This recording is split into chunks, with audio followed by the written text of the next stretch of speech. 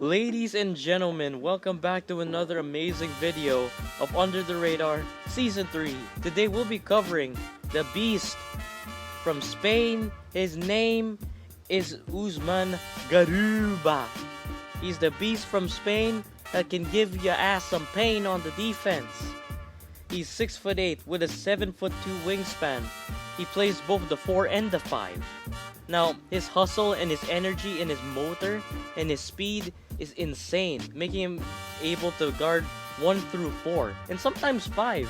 He's kind of like a Montrezl Harrell type of guy. Now, he was born in Hospital 12 de Octubre, a Nigerian family. His dad, his name is Mustafa. His mom, his name is Betty. His brother's name is Sadiq, who is the same age as me, and he has a sister named Uke. Now, Garuba was raised in the neighborhood of Villa Verde Alto, in the municipality of Azuqueca de Henares, or also known as the province of Guadalajara. He was originally thinking of becoming a professional soccer player because, of course, he's in Spain and, of course, he's in Europe. So, Europe and one of the most popular sports is soccer. So, why not become a soccer player? But the problem for Garuba is he was too tall. He was taller than all of his peers. So, his center of gravity was way more different than the other kids. Now, he started his basketball career in the Municipal de Baloncesto de Azuqueca, or the municipal school or municipal basketball school of Azuqueca, where his coach David Serrano jump-started his basketball career. In an interview, Usman Garuba revealed that Kareem Abdul-Jabbar is his favorite player. In 2013, he stood 6'2" and 175 pounds as a 10-year-old. Imagine being 10 years old, you're 6'2" and 175 pounds. You know, I'm actually dreaming to become 150 pounds, and I'm 16 years old, and I'm 120 pounds. And I'm struggling just to get to 130. So that shows how much of a beast that Mr. Garuba really is. In 2015, Usman in Real Madrid decided to shake hands and he will play for their lower ranks. For every single club, they have a club team for like 14-year-olds, 13-year-olds for different age brackets. So eventually, maybe shooting upon a star, one of these kids can eventually play for the senior team that competes all around Europe and basically all around the world. Now, he ended up taking home back-to-back Mini Copa titles with Real Madrid in both 2015 and 2016. And he ended up winning it against Valencia Basketball in 2015 and a 32 rebound performance in the finals against Juventud Valendona. In the finals, as a 13-year-old. Imagine being 13-year-old taking home back-to-back titles. And in both in 2015 and 2016 seasons, he actually averaged 20 rebounds per game along with double-digit scoring, around 10 points to 24 points in some cases. And I've been trying to find stats on how much he actually averaged in terms of points in the Mini Copa tournament, but sadly I only could recover his rebound numbers but not his scoring numbers. Now, in February 2018, he played in the ANGT, or also known as the Adidas Next Generation Tournament. Now, if you ladies and gentlemen don't know about the Adidas Next Generation Tournament, it's basically like the equal to the US basketball tournament, where all of the basketball clubs all around Europe, since they have junior teams like 14 under, 16 and under, you get the point. And they're trying to come up with whoever has the best team for that certain age group. Like, Valencia won for the 16-year-olds. That means they have the best 16-year-old team in all of Europe. And the clout of ANGT is pretty darn high in Europe. So if you play in the ANGT, you're legit. Now, this tournament only takes place in Munich. Now, you have to qualify first and then get to the finals. But sadly, after playing so well, he ended up having a quadriceps injury. But in the next ANGT, he was selected to the all-tournament team besides being one of the youngest participants in the whole entire tournament. Wow. In his final tournament, or the final tournament, which is basically the finals, another way of saying the finals of the exact same tournament, in 2018, he was also averaging 12 points per game along with 6.5 rebounds, and he was awarded the ANGT Rising Star Award. Now, in January 2019, after averaging 16.5 points, 7 rebounds, and 4 assists, he was named ANGT MVP. And not only that, he led his Real Madrid team to a ANGT title and to join the all-tournament team yet again, this time with fellow MVP Mario Nakic. The good news for Mr. Usman Garuba with those excellent performances in both 16 and 18 under and taking home the ANGT MVP, basically crowning himself the best high schooler in the whole entire Europe, which is quite amazing.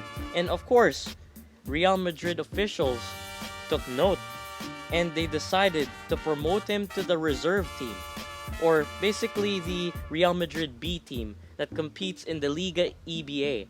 Now, in Europe, they don't have an NBA G League where they can assign players that are from the main team, the senior team, and they can bring them down to play in the reserve team to give them some time to develop and to play in the EBA so they can be able to eventually play for the senior team. But the good news for him that this guy was, I think, 16 years old as a Real Madrid reserve team, technically making him the youngest reserve basketball player in Real Madrid history. Now, and he proved his point, dominating the EBA. In 17 to 18 season, he averaged 11 points, 9 rebounds, and 1.7 blocks as a 16-year-old. And mind you, this ain't no simp league where they have short players. No. In Europe, in the EBA, the average height is 6'7". So this guy is literally blocking people literally twice his height or lower. Now, in 18 to 19 season, he doubled his numbers to 14 points, 12 rebounds, 2.1 assists, and nearly 2 blocks a game. And not only that, he finally actually debuted for the senior team for Real Madrid, rewarding his success and his performances in the reserve team. In October 2018, he debuted for the senior team in the Liga ACB, which is basically the best league in Europe if you were to take out the EuroLeague, because the EuroLeague is basically like a super league that is comprised of the best European teams in the whole of Europe. But if you had to take out that Super League, Liga ACB and Deza is actually the equal. Now, he debuted against Miraflores and became the youngest center in ACB history at the age of 16. And he was the third youngest player behind Luka Doncic and Roberto Nunez. In 19 to 20 season, he became a full-fledged senior member of Real Madrid senior team. And he became the youngest starter in Real Madrid history at the age of 17, breaking Luka's record yet again against the senior version of Juventud Badalona. In September 29, 2020, 3 days after my birthday, he became the youngest player to record a double-double in ACB history in a winning effort against UK Murcia with Alex Antetokounmpo, which is basically the youngest brother of Giannis Antetokounmpo, with 13 points and 10 rebounds to break another Luka record. I mean, look how much records that he's shattering, completely trying to erase Luka's impact of Real Madrid. But we all know that his impact in Real Madrid will never be forgotten. And that's what propelled him into becoming one of the best players in the NBA today. Now, before you ladies and gentlemen forget, I shall actually mention all of his achievements and accolades. He was a EuroLeague Rising Star this year in 2021, an ACB Best Young Player, which is basically Rookie of the Year. Basically, you're the best player in terms of Rookie of the Year in Spain. is a two-time All-Young Players team in both 2020 and 2021. He was a Liga ACB champion back in 2019. He was a Super Copa winner in 2020. He was an ANGT champion at 2019. And here are his international accolades. The FIBA Under-16 Championship MVP in 2016, a FIBA Under-18 2019 gold medalist in the European Championship, a FIBA Under-16 2016 gold medalist, a FIBA Under-16 2018 silver medalist. Now, what makes this guy so special? Okay, Ari, just admit, what's his stats? When he averaged in Europe and the Liga Endesa. Now, it really differs between Europe and Liga Endesa. Europe is technically the second best league in the world. Now, his role as a big man was pretty small, most especially with Alex Tyes, Walter Eddie Tavares. Just a lot of big men in his way, including the fresh center from Boston, Vincent Poirier. So imagine trying to compete with those guys, and along with Rudy Fernandez, trying to slide in and slide out the 3 and 4 position, and Anthony Randolph with the same amount of minutes and a similar amount of points. But the point is here, now yes, he averaged 6 points per game in the EuroLeague with 5 rebounds and 62% from the line, which is not so good. But I think he needs to develop his form. And I think when I see him shoot, it's almost like a floater. Like, it's cash money. Yes, he's 31.8% from 3, and that's alright as a 4. But I think he really needs to develop his offensive capabilities, because that's the only thing that's hurting his draft stock. Now, he can still increase his draft stock in this current Olympics, with him being to represent Team Spain. And I think he can raise his draft stock if he can see the impact that he's doing on the defensive end and the offensive end against the best players around the world. And the fact that he was able to hold his own against Bam Adebayo, who is literally an interior monster, such a good presence inside and outside, an athletic myth in the NBA, is such good news to me. Now, all I need for him to develop is really his passing, his ball handling, and his scoring ability. But other than that, the motor, the energy, the guy that can break through screens, grab a lot of good interceptions, and being able to communicate with his fellow mates, with Sergio Lol, and sadly the current Denver Nugget guard Facundo Campazzo. And I think, honestly, this guy should be drafted within late first round to second round, but I highly doubted that this guy wouldn't be drafted. I mean, come on. This guy has such an explosive mortar. Like, this guy has a mortar type of energy. It explodes and you don't know how to stop it.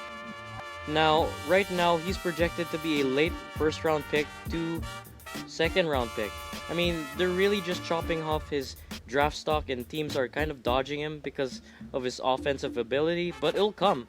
Because the thing is with Europe, I mean, look at all these numbers. They're so spread out, and there's no one that really stands out unless you're like average more than 11 points. But look at this.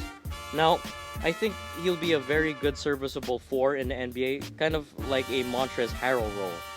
And honestly, as soon as he sharpens his shooting and his amazing ability to create space for others, I think this will be a very bright future for Mr. Garuba. Now, if you ladies and gentlemen love today's video, hit the like button, hit the subscribe button, and I shall see you next week. Bye bye.